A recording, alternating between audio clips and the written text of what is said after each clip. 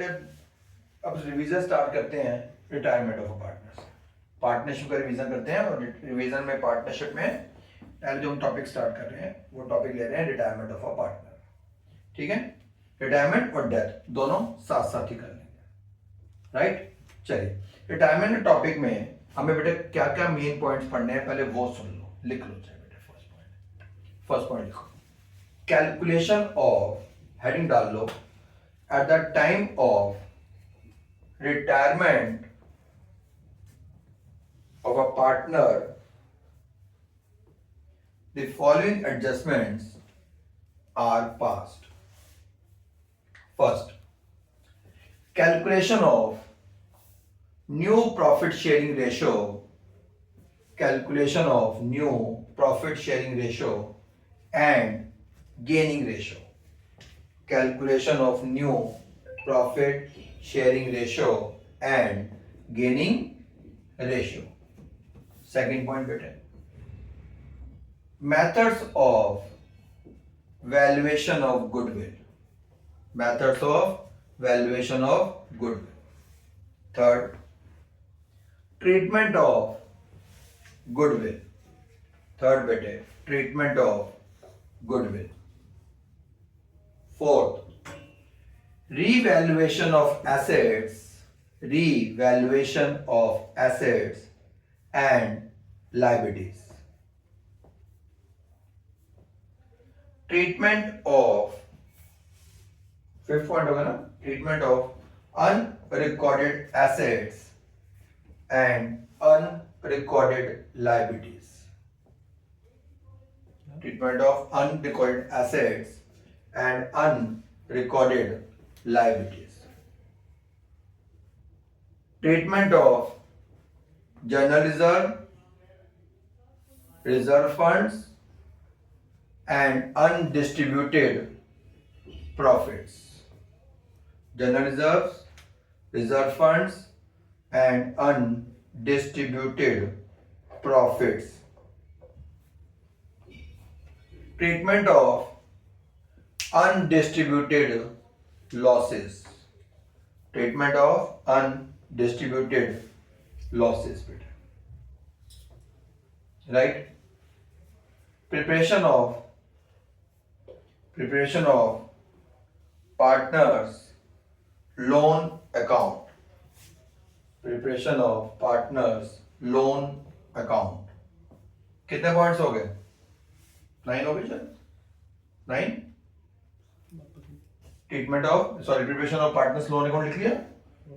Preparation of partners loan account कितने points हो गए? 9। Last but not least, capital adjustments.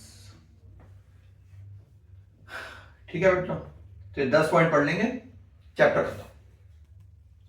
10 point पढ़ो, chapter खत्म। राइट, ठीक है। अब इसमें ना कुछ पॉइंट्स बेटे ऐसे हैं जो हमें पढ़ रखे हैं, हमने एडमिशन में पढ़ लिए थे। पहला जैसे स्टार्टिंग में पढ़ा हुआ है उसको से मैं रिवाइज करवाऊंगा। Methods of valuation of goodwill हो गया, फिर ये जो revaluation of assets and liabilities हो गया, अनरिकॉर्ड एसेट्स अनरिकॉर्ड लायबिलिटीज हो गया, तो ये भी हम ऑलरेडी पढ़ चुके हैं, इसको हम एक बार सिर्फ रिवाइज कर लेंगे।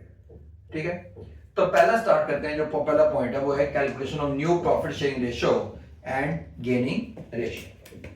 राइट, चलिए न्यू रेशियो निकालने के और गेनिंग रेशियो निकालने के मेथड चलिए करते हैं बेटे। पहला स्टार्ट, ये क्वेश्चन 1 नंबर का एमसीक्यू में भी आता है बेटे, तो ध्यान से देखो और वैसे भी काम आता है।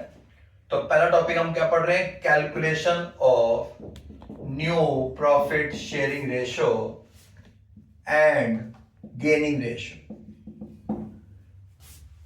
फॉर एग्जांपल पहला केस ले रहा हूं बेटे, केस 1। लिसन, क्वेश्चन में लिख नहीं रहा, अभी बात ध्यान सुनो।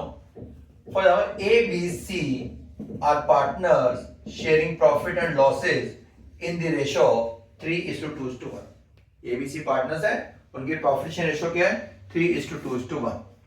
Calculate new ratio, calculate new profit sharing ratio if A retire. अगर ए रिटायर हो रहा है बेटे, बस ए को उठा दो तो न्यू रेशियो क्या रहेगी? 2:1। Simple. Calculate new profit ratio if B retire, तो ए और सी की रह गई 3:1, और इफ सी रिटायर बेटे तो ए और बी की मिला के कितनी होगी 3:2। दैट्स, तो जो अभी रिटायर हुआ उसका शेयर आपने हटाया, तो बाकी आपके बेटा न्यू रेशियो कैलकुलेट होगी। Second, gaining ratio. बेटे गेनिंग रेशियो का कंसेप्ट क्या है यार, जब कोई पार्टनर आता है ना, ए और बी पार्टनर से सी ज्वाइन कर रहा है, सी आर है, तो ए और बी को अपने प्रॉफिट में से सैक्रिफाइस करना पड़ता है। ए और बी को क्या करना पड़ता है, अपने प्रॉफिट में से सैक्रिफाइस करना पड़ता है। बट जब कोई आदमी अपनी फर्म छोड़ के, जब कोई आदमी फर्म छोड़ के जाता है, तो उसका शेयर पार्टनर्स को मिलता है, रिमेनिंग पार्टनर्स को मिलता है। तो यहां पे बेटे बाकी पार्टनर क्या करते हैं, गेन करते हैं। क्या करते हैं बेटे, गेन करते हैं। इसलिए हम यहां पे कौन सी रेशियो निकालते हैं, यहां पर हम कौन सी रेशियो फाइंड आउट करते हैं, यहां पर हम फाइंड आउट करते हैं गेनिंग रेशियो। सैक्रिफाइसिंग रेशियो का फॉर्मूला क्या होता है, old ratio minus new ratio. Gaining ratio का फॉर्मूला क्या होता है बेटे, new ratio minus old ratio. अब जैसे for example A and B partners थे और सी रिटायर हुआ, इसके बेस पे निकालते हैं।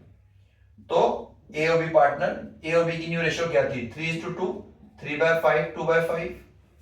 ओल्ड क्या थी, ए की 3/6, बी की क्या थी 2/6। एलसीएम आया 30, 18 माइनस 15, 3/30 बेटे। एलसीएम आया 30, 12 माइनस 10, 2/30। आपकी गेनिंग रेशियो क्या आ गई 3:2।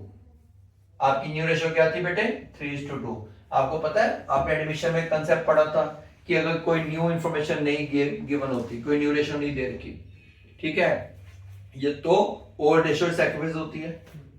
इसी तरह यहां पर क्या होता है बेटे कि जो आपकी न्यू रेशियो है, अगर कोई इंफॉर्मेशन नहीं है, कोई कि कितना कितना कौन गेन कर रहा है, तो उस केस में न्यू रेशियो ही आपकी गेनिंग होती है। निकाल के देखो सेम ही आएगी। तो ये कंसेप्ट क्लियर हो गया। चलिए तो केस 1 समझ आ गया। केस 2 क्या है, केस 2 है ए बी सी पार्टनर है बेटे, रेशियो थी 3:1, बी रिटायर हुआ, कौन रिटायर हुआ, B, and his share of profit जो है taken over by A and C in the ratio of 5:3। क्या क्वेश्चन है, पार्टनर कौन थे बच्चे, एबीसी पार्टनर थे। रिटायर कौन हो रहा है आपका, रिटायर हो रहा है बेटे एक पार्टनर, कौन, सी रिटायर हो रहा है, सी नहीं सॉरी बी रिटायर हुआ, और जो उसका शेयर है बी का शेयर वो ए और सी ले रहे हैं, किस रेशियो में 5:3 की रेशियो में।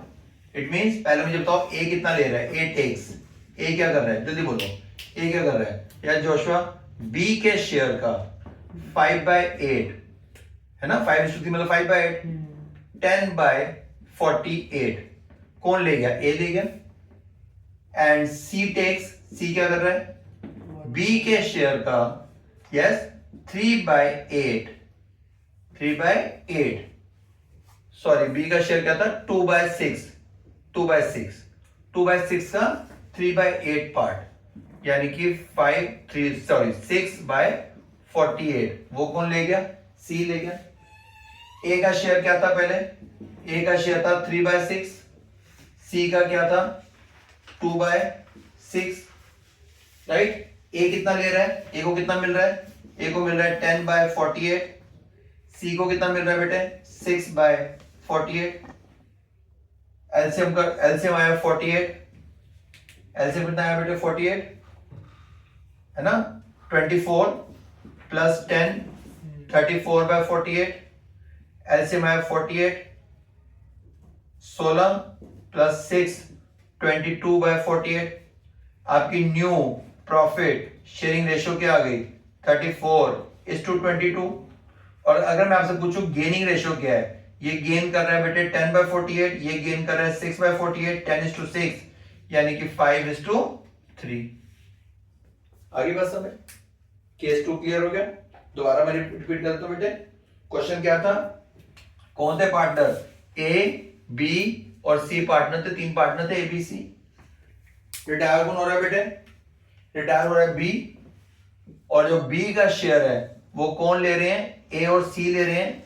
किस रेशो में? 5:3।